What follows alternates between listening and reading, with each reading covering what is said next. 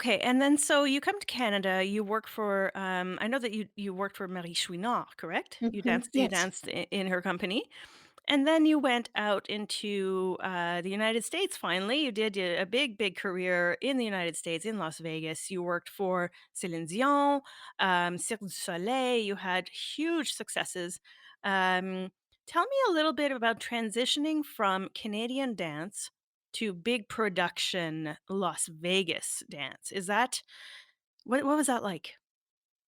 It was quite hard. I don't think I realized what I was going into. Going from like a small group of 12 dancers and dancing solos and arriving on a stage that, was just like an enormous stage with Celine, with like 56 dancers and mainly, being in group.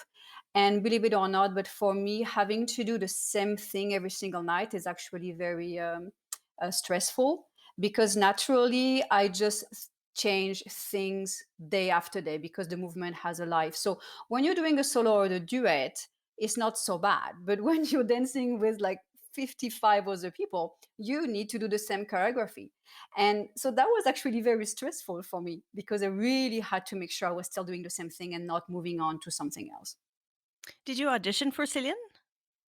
Yes, I auditioned in Montreal. They had the audition all around the world, and I did one of them in Montreal. Okay. And so what is it like being on stage for a concert? Is it something where well, like you said, it's the same thing over and over again, but do you have any stage fright of any kind? I'm not. I'm not. If I have stage fright, then what I do on stage is not good. I really need to be relaxed and just confident before I go, and just very, very relaxed and doing a lot of breathing. Otherwise, the result will be awful. But it is for me that it's a big stage, like for Celine, or that it's a solo. There is not a difference in the amount of stage fright. Okay. Yeah. It's interesting because I remember Ginette Renault was saying, during one of her concerts, that she constantly has stage fright. She feels like throwing up before every show. So I'm always curious to see how performers feel about, being on stage, being in front of an audience. Do dancers get any criticism from the audience, or is it just usually the singer who's the star of the show, really? It's the singer.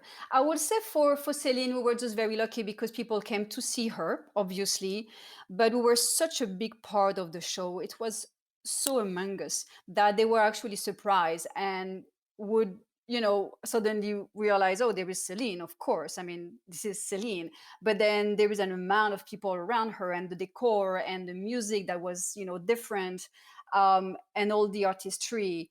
They actually really enjoyed it, but we did not get the critique. The only person carrying everything on her back was Celine. Right.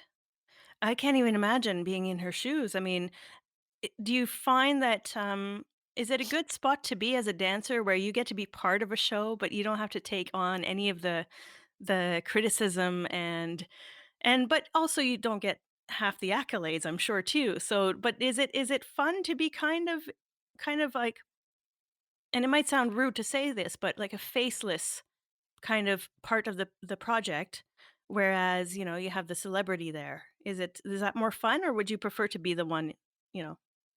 I It was a great experience, but I do prefer when I'm the one in the spotlight. Okay. Let's I know it's awful to say, it's gonna sound awful, but that's just the reality. But I have to say that working with Celine, I learned immensely from her as a person.